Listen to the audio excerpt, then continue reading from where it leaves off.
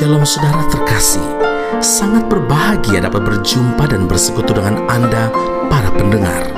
Mazmur 30 ayat yang ketiga, Tuhan Allahku, kepadamu aku berteriak minta tolong dan Engkau telah menyembuhkan aku. Saudaraku yang terkasih, di hadapan umat pilihan Tuhan, bangsa Israel, Tuhan sendiri menyatakan dirinya sebagai Jehovah Rafa, Tuhan yang menyembuhkan. Demikianlah firman Tuhan, jika kamu sungguh-sungguh mendengarkan suara Tuhan Allahmu dan melakukan apa yang benar di matanya dan memasang telingamu kepada perintah-perintahnya dan tetap mengikuti segala ketetapannya, maka aku tidak akan menimpakan kepadamu penyakit manapun yang telah kutimpakan kepada orang Mesir, sebab aku Tuhanlah yang menyembuhkan engkau. Keluaran 15 ayat yang ke-26. Saudaraku, kesembuhan yang Tuhan sediakan bagi umatnya bukan hanya kesembuhan secara fisik, melainkan juga mencakup kesembuhan secara rohani, yaitu pengampunan dosa. Tapi sayang, begitu banyak orang Kristen yang menganggap bahwa kesembuhan dari Tuhan adalah sebuah cerita lampau yang sudah usang di dalam Alkitab, sudah kuno, dan di masa sekarang kesembuhan hanya diperoleh melalui penanganan medis atau dokter di rumah sakit. Saudara, dengarkan baik-baik.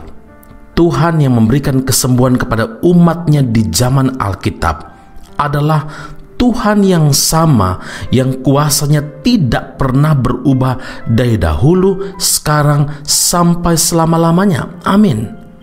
Alkitab menyatakan bahwa melalui pengorbanan Kristus di kayu salib, segala kutuk dosa telah dipatahkan, dan salah satu kutuk dosa itu adalah sakit penyakit. 1 Petrus 2 ayat 24, Ia sendiri telah memikul dosa kita di dalam tubuhnya di kayu salib, supaya kita yang telah mati terhadap dosa hidup untuk kebenaran. Oleh bilur-bilurnya kamu telah sembuh.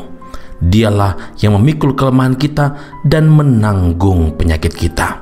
Saudaraku, karena itu tidak ada alasan bagi kita untuk tidak mempersembahkan korban syukur kepada Tuhan seperti yang Daud lakukan. Pujilah Tuhan, hai jiwaku, dan janganlah lupakan segala kebaikannya. Dia yang mengampuni segala kesalahanmu, yang menyembuhkan segala penyakitmu. Mazmur 103 ayat 2 dan 3. Bagi saudara yang saat ini sedang terbaring, tidak berdaya di tempat tidur karena sakit penyakit, mari arahkan pandangan saudara kepada Tuhan yang adalah dokter di atas segala dokter, tabib yang ajaib. Percayalah, dengan iman, apa yang menjadi doa dan kerinduan kita, kita raih, kita terima dalam nama Tuhan Yesus Kristus. Amin. Mari kita berdoa.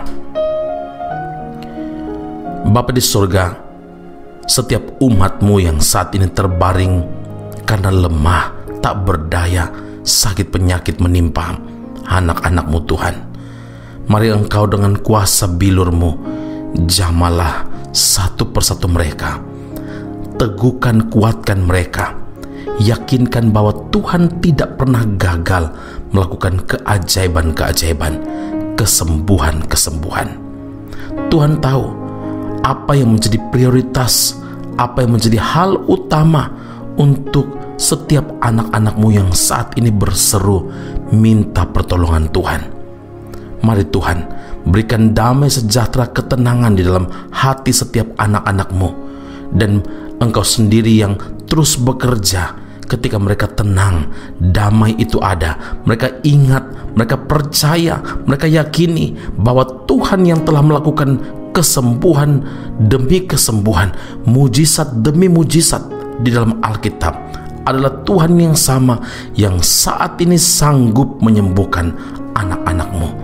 Dengan iman kami bersyukur, memuliakan nama-Mu, dan percaya.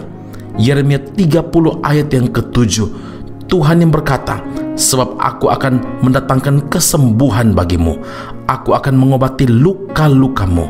Dan kami klaim janji Tuhan, tidak ada firman-Mu yang gagal. Terima kasih Bapa di surga. Kami berdoa mengucap syukur memuliakan nama-Mu, dan terima setiap anugerah, kebaikan Tuhan, kesehatan, kesembuhan, damai dan sukacita, ketenangan dari Tuhan, jawaban-jawaban doa, hanya dalam nama Bapa, Anak, dan Roh Kudus. Dalam nama Tuhan kami Yesus Kristus, kami berdoa dan mengucap syukur kepada Bapa di surga. Haleluya. Amin.